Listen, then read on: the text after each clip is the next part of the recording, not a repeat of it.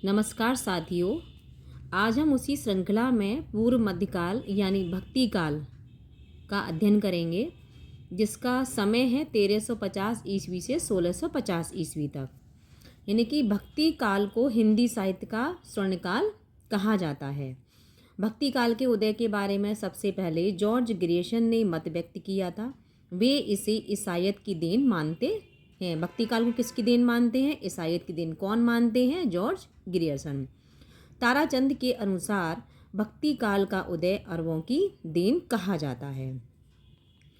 रामचंद्र शुक्ल ने अपने हिंदी साहित्य के इतिहास में ये प्रसिद्ध पंक्ति दी है कि देश में मुसलमानों का राज्य प्रतिष्ठित हो जाने पर हिंदू जनता के हृदय में गर्व और उत्साह के लिए वह अवकाश ना रह गया।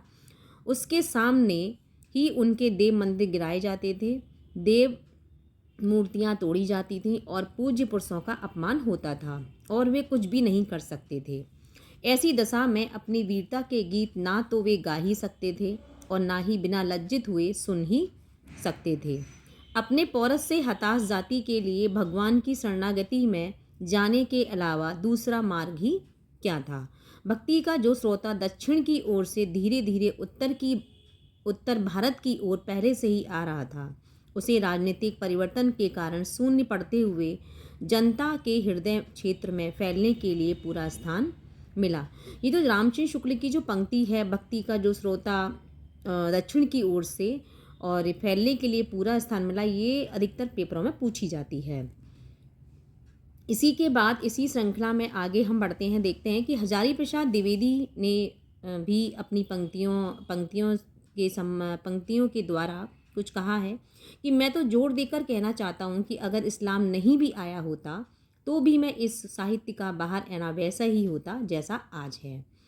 बौद्ध तत्ववाद जो निश्चित ही बौद्ध आचार्यों की चिंता की देन था, मध्य युग के हिंदी साहित्य के उस अंग पर अपना निश्चित चिन्ह छोड़ गया जिसे संत साहित्य नाम दिया गया। मैं जो कहना चाहता हूँ वह यह है कि बौद्ध धर्म क्रम से लोक धर्म का रूप ग्रहण कर रहा था और उसका निश्चित चिन्ह हम हिंदी साहित्य में पाते हैं। ये पंक्तियाँ किसकी हैं? आचार्य हजारी प्रसाद द्विवेदी के मतानुसार। समग्रतः भक्ति आंदोलन का उदय ग्रियर्सन व ताराचंद के लिए बाहर प्रभाव, शुक्ल के लिए बाहरी आक्रमण की प्रतिक्रिया तथा द्विवेदी के लिए भारतीय परंपरा का स्वतः स्फूर्त विकास था।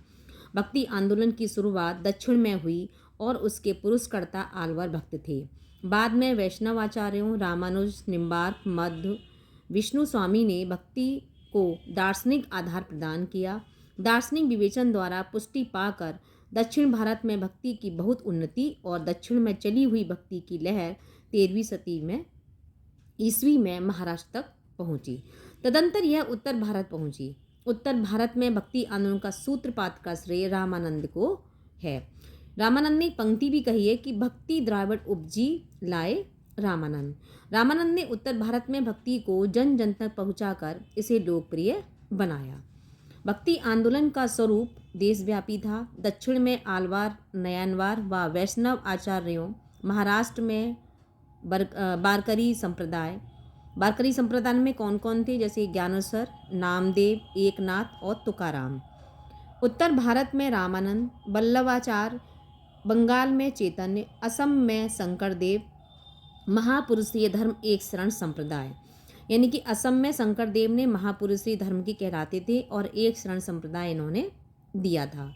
उड़ीसा में पंचसखा में बलराम दास, अनंत दास, यशोबत दास, जगन्नाथ दास और अच्युतानंद आदि इसी बात को प्रमाणित करते हैं। भक्ति काव्य की दो धाराएं हैं, निर्गुण काव्य धारा व सगुण काव्य धारा।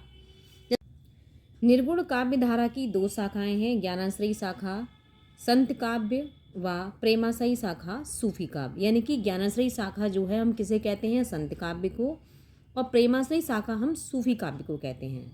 संत काव्य के प्रतिनिधि कवि कबीर हैं व सूफी काव्य के प्रतिनिधि कवि जायसी हैं। सगुण काव्य धारा की दो शाखाएं हैं, जिसमें कृष्णाश्रयी शाखा यानी कि कृष्ण भक्ति काव्य और रामाश्रयी शाखा यानी कि राम भक्ति काव्य। कृष्ण भक्ति काव्य के प्रतिनिधि कवि सूरदास हैं व राम भक्ति काव्य के प्रतिनिधि कवि तुलसीदास हैं। इसमें कि प्रबंधात्मक काव्य कृतियाँ कौन कौन सी हैं? प्रबंधात्मक काव्य कृतियाँ हैं पद्मावत और रामचरितमानस। और मुक्तक काव्य कृतियाँ हैं गीतावली, कवितावली, कबीर के पद। ये किसके संबंध में बात कही जा रही है? आपके भक्ति काल के संबंध में। कबीर की रचनाओं में साधनात्मक रहस्यवाद मिलता है और जबकि जायसी की रचनाओं में भावनात्मक रहस्यवाद। कबीर की रचनाओं में क्या मिलता है हमें? साधनात्मक रहस्यवाद और जायसी की रचनाओं में भावनात्मक रहस्यवाद। निर्गुण काव्य की विशेषताएं। निर्गुण काव्य की कौन कौन सी विशेषताएं हैं? नंबर 1, निर्गुण निराकार ईश्वर में विश्वास, लौकिक प्रेम द्वारा अलौकिक आध्यात्मिक प्रेम की अभिव्यक्ति, धार्मिक रूढ़ियों व सामाजिक कुरीतियों का विरोध, जाति प्रथा का विरोध व हिंदू मुस्लिम एकता का समर्थन, रहस्यवाद का प्रभाव या लोक भाषा का प्रयोग। अब सगुण काव्य की विशेषताएं, ये सारी जितनी विशेषताएं थी ये सारी निर्गुण काव्य की विशेषताएं थी। अब है सगुण काव्य की विशेषताएं। सगुण काव्य की विशेषताएं में अवतारवाद में विश्वास था, ईश्वर की लीलाओं का गायन था, भक्ति का विशिष्ट रूप था जिसमें कि रागानुगा भक्ति कृष्ण भक्त कवियों द्वारा और वैदी भक्ति राम भक्त कवियों द्वारा और लोक भाषा का प्रयोग।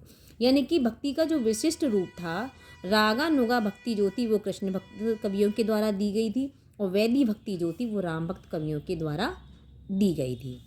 कबीर ने अपने आदर्श को अमर देश, रैदास ने बेगमपुरा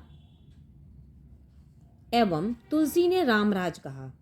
यानी कि कबीर ने क्या कहा है? अपने आदर्श को अमरदेश कहा है, रैदास ने बेगमपुरा कहा है और तुलसी ने रामराज कहा है। संत काव्य। संत काव्य का सामान्य अर्थ है संतों के द्वारा रचा गया काव्य, लेकिन जब हिंदी में संत काव्य कहा जाता है तो उसका अर्थ होता है निर्गुणोपासक ज्ञान मार्गी कवियों के द्वारा रचा गया काव्य। संत कवि कौन कौन से हैं? संत कवि हैं कबीर, नामदेव, रैदास, नानक, धर्मदास, रज्जब, मलुकदास, दादू, सुंदरदास, चरणदास, सहजोबाई आदि। सुंदरदास को छोड़कर सभी संत कवि कामगार तबके से आते हैं। जैसे कबीर हैं जुलाहा के हैं, नामदेव दर्जी थे, रैदास चमार थे, दादू बुनकर का काम करते थे, सेनापति नाई का काम करते थे, सदना कसाई का काम करते थे। संत काव्य की विशेषताएं। संत काव्य की विशेषताएं हैं धार्मिक। सबसे पहली है धार्मिकता, इसमें कि निर्गुण ब्रह्मा की संकल्पना थी, गुरु की महत्ता थी, योग व भक्ति का समन्वय था, पंचम कार थे, अनुभूति की प्रामाणिकता व शास्त्र ज्ञान की अनावश्यकता थी, आडंबरा का विरोध था, संप्रदायवाद का विरोध था, सामाजिक में जातिवाद का विरोध था, समानता के प्रेम पर बल था, शिल्पगत में मुक्त काव्य रूप, मिश्रित भाषा, उलटवासी शैली यानी कि संध्या भाषा हरप्रसाद शास्त्री के द्वारा दी गई है। ये पौराणिक संदर्भों व हठयोग से संबंधित मिथकीय प्रयोग व प्रतीकों का भरपूर प्रयोग। रामचंद्र शुक्ल ने कबीर की भाषा को सुदक्कड़ी भाषा की संज्ञा दी है। श्याम सुंदर दास ने कई बोलियों के मिश्रण से बनी होने के कारण कबीर की भाषा को पंचमेल खिचड़ी कहा है। कबीर की भाषा को श्यामचंद्र शुक्ल ने क्या कहा है? सुदक्कड़ी भाषा। और श्याम सुंदर ने क्या कहा है? कबीर की भाषा को पंचमेल खिचड़ी। बोली के ठेठ शब्दों के प्रयोग के कारण ही हजारी प्रसाद द्विवेदी ने कबीर को वाणी का डिक्टेटर कहा है। यानी कि कबीर ने बहुत सारे ठेठ शब्दों का प्रयोग कर दिया था, इसलिए हजारी प्रसाद द्विवेदी ने कबीर को वाणी का डिक्टेटर कह दिया।